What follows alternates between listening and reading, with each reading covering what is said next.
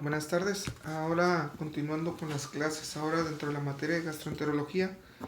En esta segunda mitad del semestre vamos a empezar con el abordaje o el estudio del paciente con ictericia.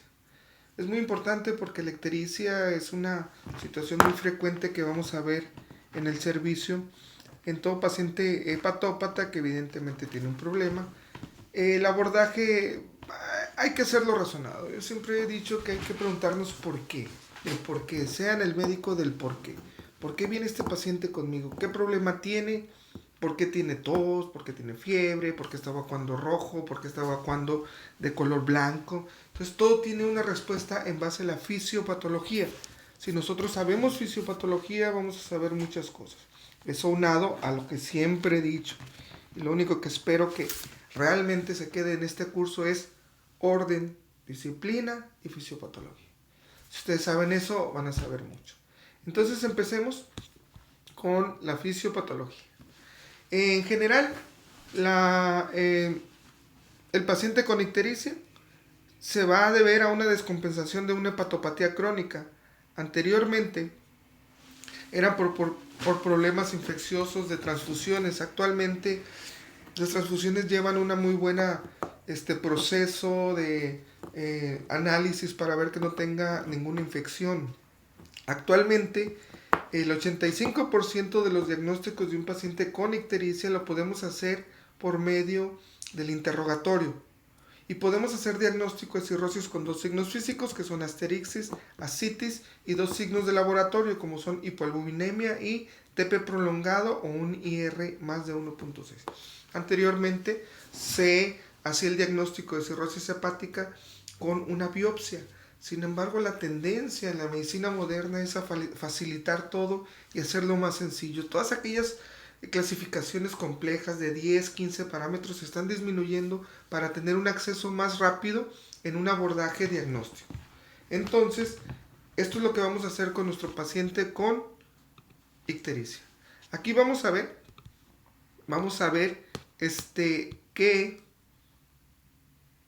cómo se da el metabolismo de las bilirrubinas.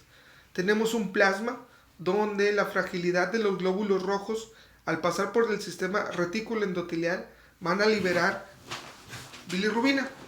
Estas se van a ir a la circulación y van a pasar por el hígado, por el colon y por el riñón. Al pasar por el hígado, se va a conjugar por medio de una enzima, la glucuroniltransferasa, que le da una conjugación en la unión a una proteína, y esto va a hacer que se convierta de bilirrubina conjugada, y se va a eliminar a través del colon por uribilinógeno, y esto le va a dar el color a las heces. Por medio de la estercobilina, aquí lo estamos viendo, se va a oxidar y le da el color al contenido y de la deposición intestinal. Por eso el excremento, la popó, las heces tienen un color. Por eso cuando tengan un paciente con ictericia o sospecha de problema hepático, pregúntenle siempre de qué color está evacuando.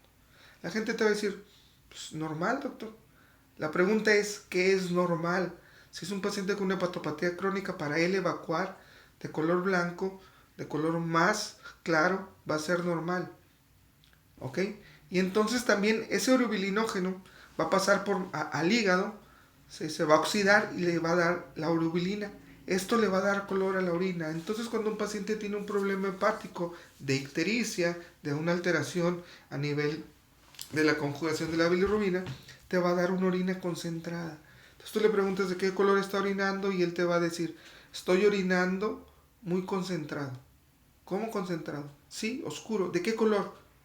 ¿Como manzanita? ¿Como soda manzanita? ¿O como Coca-Cola? Valga el gol que nos aventamos. Y entonces esto es dentro del metabolismo de las bilirrubinas. Esto es muy importante nosotros porque esto es fisiología. Si yo sé la fisiología, el caminito normal que lleva el metabolismo de las bilirrubinas, voy a pensar cuando ve el paciente con ictericia que existe alguna alteración que puede ser prehepática, hepática o poshepática. Entonces, la ictericia es la pigmentación amarilla de los tejidos en consecuencia del depósito de las bilirrubinas. Generalmente se presenta cuando es más de 3. Algunas bibliografías dicen que más de 2.5. Por eso cuando van a presentarme una interconsulta para el abordaje de un paciente ictérico, les digo, ¿tiene ictericia tu paciente? Sí, doctor. Ah, muy bien. ¿Y cuánto trae de bilirrubinas normales? No es cierto. No es cierto. O caso contrario, ¿no? Que trae bilirrubinas de 5, de 7, y les pregunto, ¿tiene ictericia clínicamente? No, doctor, no tiene. Eso no es cierto. A final de cuentas hay que hacer un análisis muy profundo de esta situación, porque en medicina todo debe ser comprobado. Entonces, puede ser posible que los laboratorios estén mal o que no revisamos bien a nuestro paciente, ¿no? Esto es muy importante. Entonces, todo paciente con hiperbilirrubinemia arriba de 2.5 o 3 va a presentar ictericia. Y aquí lo vamos a hacer un poco más gráfico. Me voy a mover yo un poco hacia acá. Aquí. ¿Sí? Para ver el metabolismo, ya lo vimos. El metabolismo por la fractura de los eritrocitos. Hay liberación de hemoglobina, globina, el grupo M, ¿sí? Hay hemoglobina libre que se une a la transferrina. Esta se puede unir a 4 núcleos pirrólicos y va a formar la biliverdina. Recordemos que en la sangre, al pasar por el sistema retículo endotelial, ahí es donde se destruyen, y la biliverdina va a estar libre en sangre, ¿ok? Y se va a unir en el hígado y se va a conjugar y se va a hacer bilirrubina directa. Entonces, cuando está la bilirrubina todavía sin ingresar al sistema hepático, es bilirrubina no conjugada o indirecta. Cuando pasa por el hígado, por medio de la glucuroniltransferasa, ¿okay?, que le da la proteína, se conjuga y se vuelve bilirrubina directa o bilirrubina conjugada. Entonces, nosotros vamos a decir que tiene nuestro paciente una hiperbilirrubinemia expensas de la directa o la indirecta. Y eso nos da una idea de qué sitio está afectado. Después de esto, de que se conjuga en el hígado, pues ya dijimos que pasa al intestino, pasa al riñón, le da color a las heces, le da color a la orina. Pero lo más importante es detectar y pensar de dónde está elevada la bilirrubina. Si la lesión es prehepática, vamos a tener una hiperbilirrubinemia indirecta, o sea, bilirrubina no conjugada. Puede ser hepática o puede ser poshepática. En cirugía generalmente es poshepática por medio de una patología que puede ser una coledocolitiasis, puede ser un síndrome de Mirici, puede ser un tumor en la cabeza del páncreas que hace obstrucción sobre el colédoco, puede ser un ampuloma también. Entonces, esto es muy importante tenerlo en la mente. Nuevamente estamos hablando de pura fisiología. Y aquí tenemos la ictericia poshepática, el sistema retículo endotelial, pasa la bilirrubina indirecta, pero no se conjuga. Aquí hay un problema. Y entonces no va a haber estercobilinógeno, no va a haber estercobilina, las heces van a ser blancas, no va a haber urobilinógeno y la orina va a ser muy concentrada. Si hay una ictericia hepática, aquí podemos ver, entonces el problema está aquí en la conjugación. ¿Qué es lo que va a aumentar? La bilirrubina indirecta. Esa es la que va a estar de predominio elevada. ¿Ok?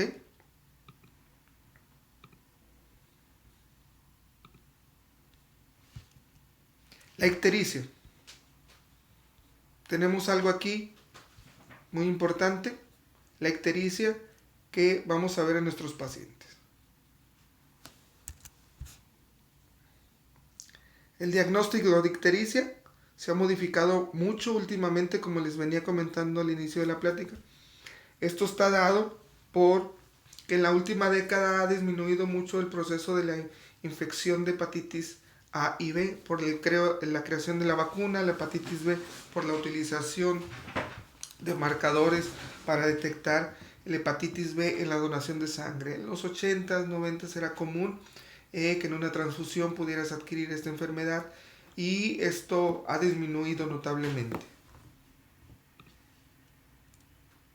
Las causas más frecuentes de ictericia son datos de descompensación, de una hepatopatía crónica, de una hepatitis alcohólica, de septicemias, de trastornos hemodinámicos y de litiasis vesicular. Ahora es una descompensación de una hepatopatía crónica. Entonces quiere decir que este paciente ya tenía problema hepático, que por algún insulto o por alguna sobrecarga hepática ha tenido la presencia de la ictericia. Y aquí vemos algunas causas, algunas situaciones del cuadro clínico que vamos a ver para la información que debemos hacer nosotros en nuestro cuadro clínico. Tenemos que preguntar, evidentemente, por transfusiones sanguíneas, la utilización de drogas intravenosas o de algunos agentes intravenosos, que estos pueden ser posibles que nos lleven por esa vía alguna alteración hepática. Las prácticas sexuales son muy importantes. Las prácticas de sexual no segura, historia de múltiples parejas, la historia de relaciones sexuales con pacientes con hepatitis B y C, porque puede ser un mecanismo de transmisión, contacto de pacientes, contacto con pacientes con ictericia, algunos cambios en el olfato o el gusto, esto te habla de una hepatopatía crónica, alguna exposición a punción de agujas, por ejemplo, los personales de salud, trabajar o estar sometido a hemodiálisis, trabajar en las unidades de trauma, en unidades quirúrgicas, ser cirujano, sitios de donde puedas tener punciones, algunos pacientes que tengan alteraciones importantes secundarias a un proceso de infección sobre una hepatitis, que hayan viajado a sitios endémicos. Hay que ver estos pacientes también e interrogar para el cuadro clínico si están bajo algún medicamento que puede ser hepatotóxico. A veces tienen mucho tiempo tomando ciertos medicamentos que pueden tener hepatotoxicidad. Hay que ver el consumo de alcohol, es muy importante, los índices, el tipo de licor y la cantidad, y algunas otras cuestiones que debemos preguntar sobre hepatopatía crónica, que los vamos a ver un poquito más adelante, como es el prurito, la ictericia, los cambios en las alteraciones menstruales. Hay que ver si tiene anemia nuestro paciente, algunas alteraciones sugestivas de cólico biliar, de alguna colecistitis crónica que nos hagan pensar que nuestro paciente tenga alguna situación de ese tipo. Algunas características físicas que tenemos que buscar es los datos de hepatopatía crónica. Son muy importantes y muy evidentes. Nuevamente, hay que ir a buscarlos. Hay que ver si nuestro paciente tiene escleróticas ictéricas, si hay algo de alteraciones en la piel, evidencia de petequias, evidencia de linfadenopatía, si hay angioedema. Bueno, no es angioedema, es como redistribución venosa colateral a nivel abdominal, eritema palmar, ginecomastia, contractura de Opeirón, hipertrofia parotidia. Estos son datos muy evidentes. Yo les he dicho a todos los alumnos y durante la práctica clínica en el pase de visita, el paciente te dice quién es y qué hace. Los pacientes son clásicos. Tú ves a un paciente y tú dices, este paciente es nefrópata por las fases características, el tipo de piel, la anemia, el edema. Es importante, el paciente que es consumidor de drogas, lo vas a ver rascándose la piel, dependiendo del tipo de droga, ¿no? Sitios de punciones múltiples, el paciente que es consumidor crónico de alcohol, va a presentar ausencia de los dientes por las caídas, fracturas nasales, datos de hepatopatía crónica como hipertrofia parotidia, ginecomastia, atrofia testicular, algunos otros datos como hepatosplenomegalia, dependiendo de la etapa donde lo veamos, ascitis. Por eso mucha gente dice que aquel que toma mucha cerveza pues está gordito. En realidad no es que esté gordito, sí te da ciertas calorías, pero lo más importante es la ascitis, ¿de acuerdo? Hay que ver la ictericia. Si está en falla hepática es un problema serio. Hay que ver que no te dé también un síndrome hepatorrenal, que vamos a hablar más más adelante de esto. Y uno de los signos característicos para el diagnóstico de cirrosis, que es la citis y la asterixis. La asterixis se va a presentar en una etapa un poco ya más tardía, que va dentro de los estadios de encefalopatía hepática. Aquí vamos a ver un cuadro muy interesante donde nos dice, ¿sí?, los diagnósticos y las pruebas diferenciales sobre algún problema hepático agudo, hepático crónico o un problema obstructivo. Nosotros tenemos que tener en la mente si tenemos que hospitalizar a nuestro paciente y ofrecerle algún manejo quirúrgico, que tal vez sea lo más importante. Las bilirrubinas pueden estar elevadas, no muy elevadas en las 3 enfermedades, pero vean las enzimas hepáticas. La AST y la LT generalmente en una hepatitis viral están elevadas. Esto es muy importante tenerlo en la mente. Es muy importante tenerlo en la mente porque va a ser nuestro diagnóstico diferencial. La fosfatasa alcalina generalmente se eleva en el problema obstructivo hepático biliar, por ejemplo, una coledocolitiasis o en un síndrome de Mirice. También se eleva un poco en la hepatitis crónica. La albúmina, la relación con sus globulinas, normalmente no se eleva mucho, ¿sí? En la enfermedad crónica puede elevar o disminuir un poco. Pero vean los tiempos de coagulación en la problema agudo, pueden estar normales. En problema crónico se va a elevar y en el problema por piedras puede ser que se eleve. ¿De acuerdo? Las pruebas para hepatitis A, B y C ayudan evidentemente en la hepatitis aguda. Y el ultrasonido, evidentemente que va a ser muy útil para cuando tengamos un problema obstructivo. Cuando tengamos un problema obstructivo, vamos a tener una hiperbilirubinemia a expensas de la directa. La fosfatasa alcalina va a estar elevada y ahí nos va a dar los marcadores que estamos buscando para orientarnos sobre este diagnóstico. Y nuevamente vamos a ver aquí, en esta gráfica, el espectro de los desórdenes y causas de la colistasis intrahepática. Podemos tener un patrón hepatocelular, canicular, ductal de los ductos subrecurrentes. Y cada uno de ellos tiene un patrón. Por ejemplo, la hepatitis A nos va a dar un patrón hepatocelular. La hepatitis etílica, la hepatitis crónica, ¿sí?, y alguna deficiencia de la alfa-1 antitripsina. Un problema canicular puede ser por alguna droga, por sepsis, posparto, por nutrición parenteral, que es muy común. A veces los requerimientos nutricionales son muy altos y la sobrecarga sobre el hígado es muy importante. Algunas otras enfermedades, ductal, por ejemplo, en cirrosis biliar primaria, en sarcoidosis. La enfermedad de Caruli, cuando hay enfermedad de los conductos, que son estos quistes en la vía hepática que te da éstasis biliar y te da problema hepático. Y recurrente, bueno, por ejemplo, alguna colestasis recurrente en el embarazo, un síndrome de Dubin-Johnson, puede ocurrir este tipo de situaciones.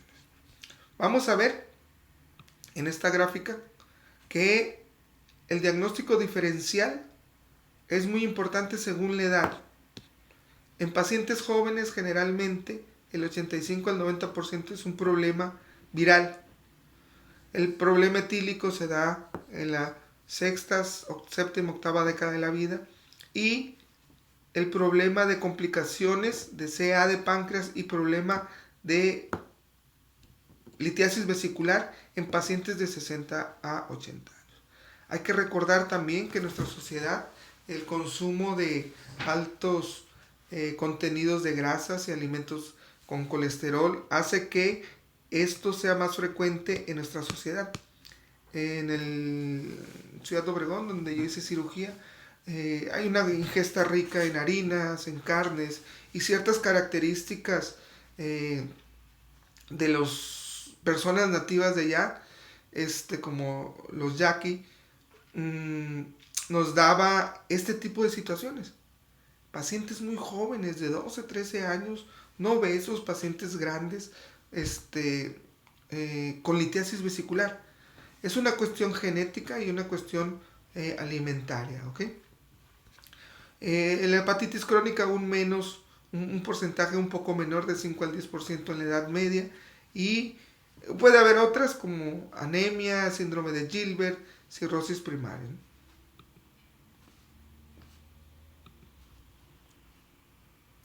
Tenemos aquí también causas de ictericia identificadas en cirugía reciente, por ejemplo, en una descompensación preexistente. Y eso es como iniciamos la planta. Hasta un 20% del paciente que presenta ictericia quiere decir que ya tenía una hepatopatía y que se está presentando ahora como una descompensación posterior a un proceso quirúrgico o algún proceso hemodinámico, metabólico, ¿no? También la hepatitis alcohólica es importante, con un 16.5%, y una hepatitis viral. Pero vean acá, en las etiologías extrahepáticas, estas son las etiologías hepáticas.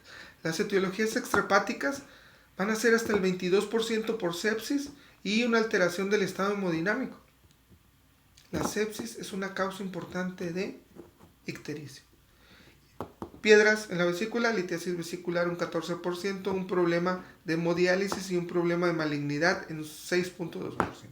La pancreatitis biliar, evidentemente también, si hay un lito a nivel de la segunda porción, bueno, en la segunda porción del duodeno a nivel de la ámpula de Vater, en el esfínter de Oddi, ahí hay obstrucción del colédoco y hay una obstrucción del conducto Wilson, te puede dar una pancreatitis de origen biliar aunado a una ictericia. Este paciente se deberá abordar primeramente la pancreatitis, una vez resuelta, ver si es candidato a CEPRE para retirar ese lito en el colédoco, y posteriormente realizar una colecistectomía laparoscópica.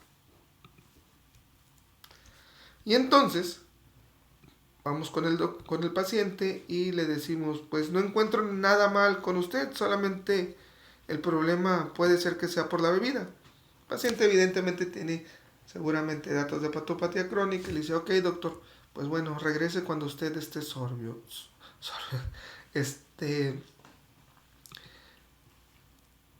¿no? Aquí vamos a hablar de otro tema importante, que es una vez que ya tenemos el problema hepático, que se presente que es algo muy grave. La hepatopatía de falla hepática aguda. Nuevamente aquí dice falla hepática aguda, dice el policía, toda la familia, bueno, es el 42 caso en el vecindario, alguien tiene que hablarle sobre los signos de ictericia, ¿no? Entonces, empecemos sobre la falla hepática aguda. La causa más común de la falla hepática aguda puede ser los fármacos, algunas sustancias tóxicas y la hepatitis viral. Son las causas más frecuentes. Ahora los analgésicos de venta libre y por la situación de los dolores crónicos y cada vez hay pacientes con más edad, va a ser más común que se automediquen. Y esto te va a dar problema tanto hepático como renal. Entonces, si tienes un antecedente de una hepatopatía preexistente y le estás cargando un poco al hígado, va a ser algo que puede ocurrir.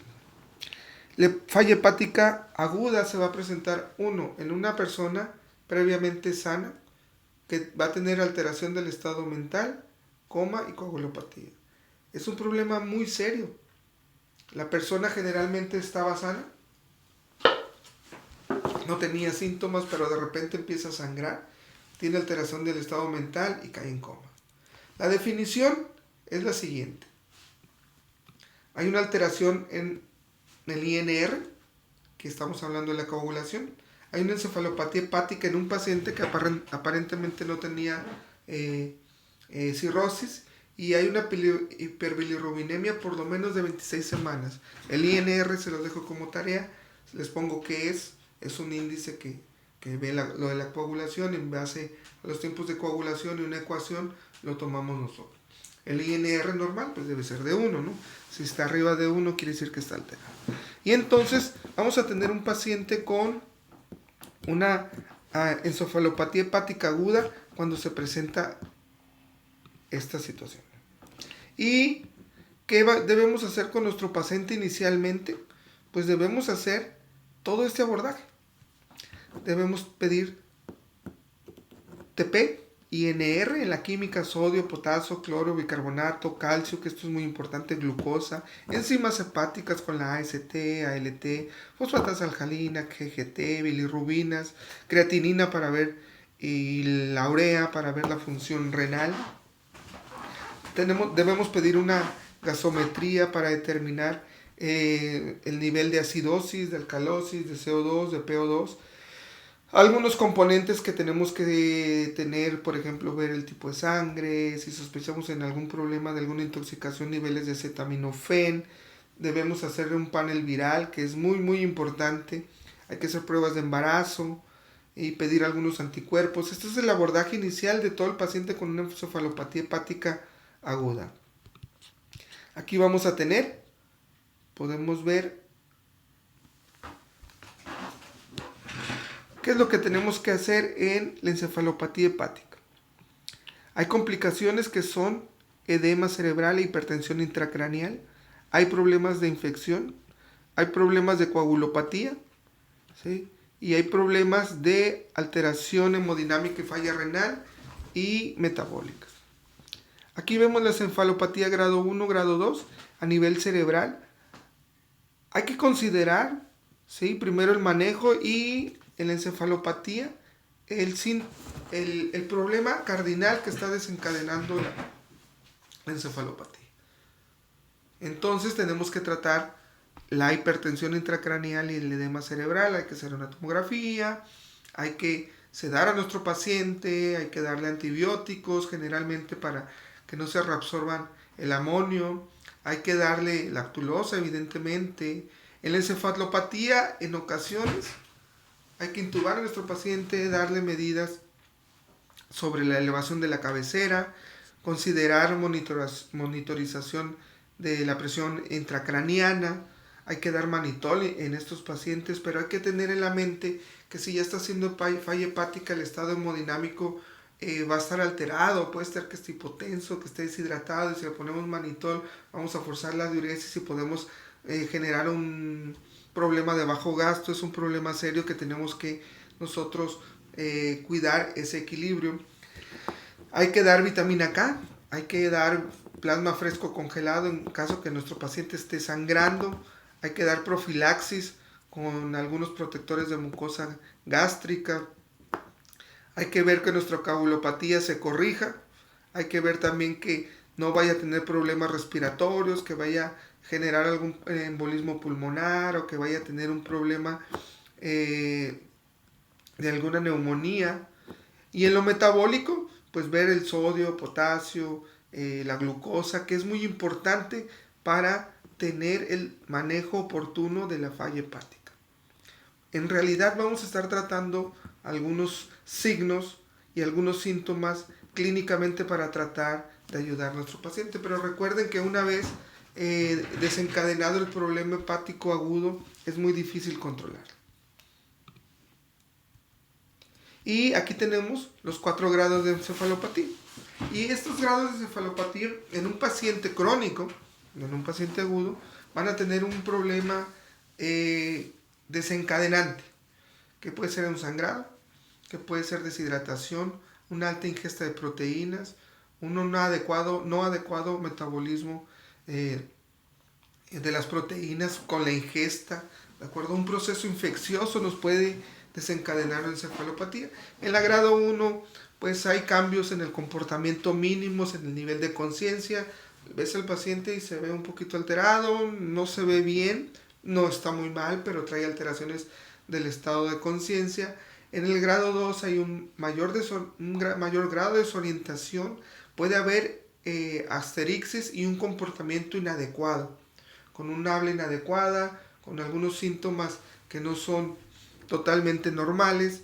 En el grado 3 ya hay una marcada confusión o una habla incoherente, el paciente puede estar inestable, ¿sí? Puede hacer algunos sonidos no entendibles. Y en el grado 4 el paciente no responde, está en coma y puede tener datos de decorticación. En forma muy general, nuevamente, en una forma muy general, la encefalopatía grado 1 y grado 2 se pueden tratar médicamente y en ocasiones con medidas fuera del hospital. La grado 3 y la grado 4 prácticamente estaríamos obligados a tratarlos en una forma intrahospitalaria un poco más agresiva y siempre tratando de buscar